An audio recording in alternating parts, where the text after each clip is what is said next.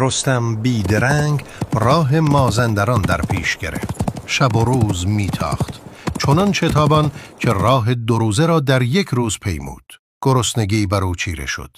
پس به دشتی رسید پر از گورخر. رخش را تازاند، کمند انداخت و گورخری شکار کرد. آن را بریان کرد و خورد. سپس لگام از سر رخش برداشت تا در دشت بچرد و خود به خواب رفت. اما در همان دشت شیری نیرومند آشیانه داشت. چون بازگشت دید سوار دلاوری در خواب است و اسبی در کنار او میچرد. گرشی کرد و با خشم گفت: نخست باید اسب را بدرم تا سپس به سوارش برسم.